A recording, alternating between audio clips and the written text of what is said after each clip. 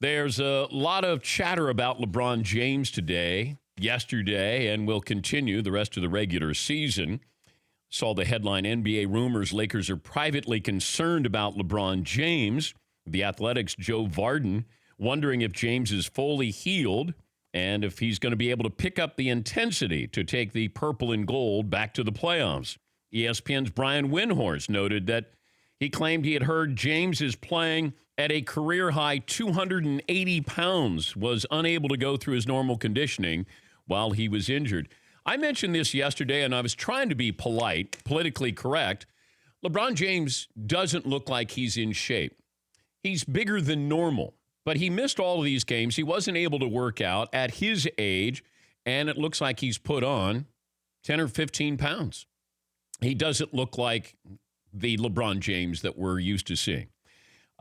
What does that mean in all of this? Can he be healthy? Can he help this team in the last 25 games of the regular season? Can they make the playoffs?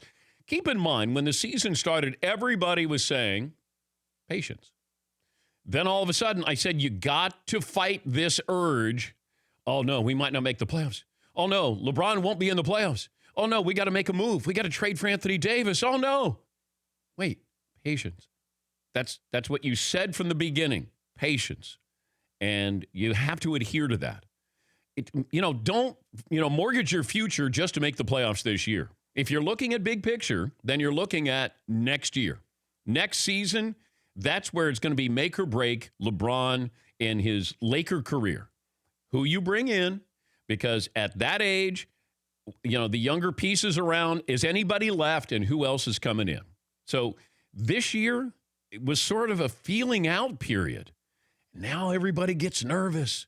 And LeBron, he was injured, missing games. Now these younger kids are going, wait a minute, LeBron coming in, he doesn't care about us. If he's not trading us now, he's trading us in the offseason. So it's a mess right now. But you know why? You didn't have to trade for Anthony Davis now. You could have waited and shown patience and traded for him in the offseason.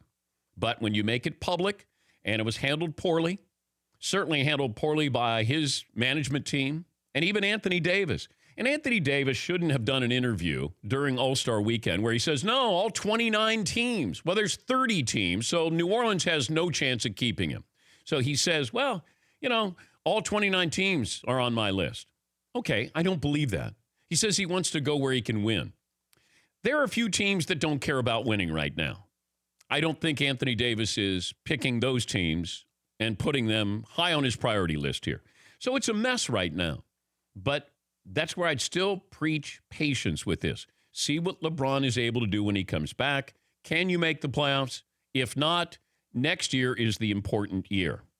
And, LeBron looked like he was having fun at the All-Star Weekend. And I hope you enjoyed that. I hope he did too. I don't know the next time he's going to get on the floor and be in that kind of mood again, because he was having fun.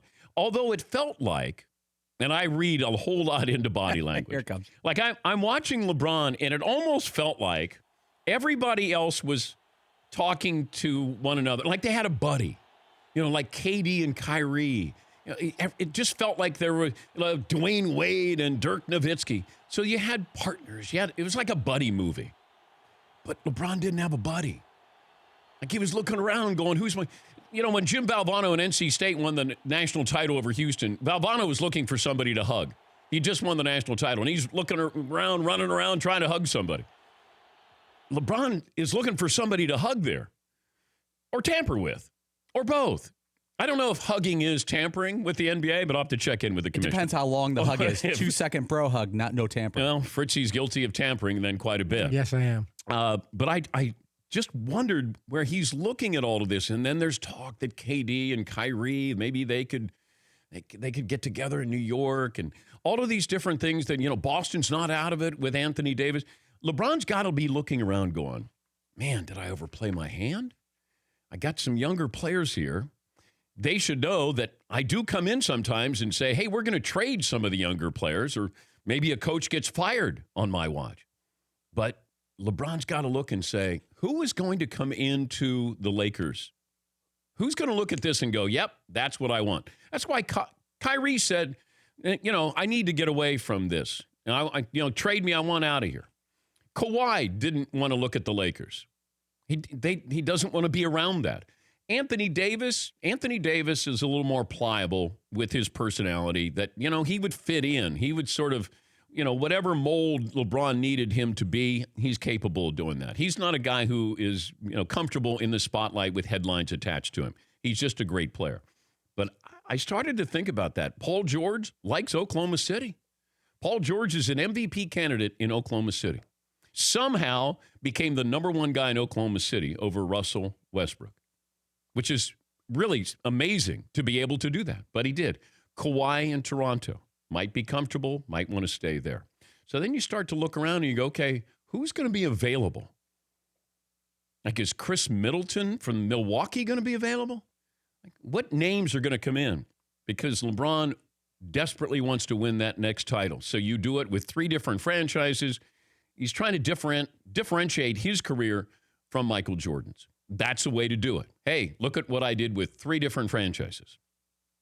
But it's not going to be that easy. For more Dan Patrick Show, tune to Audience Channel 239 on DirecTV or download the Dan Patrick Show app.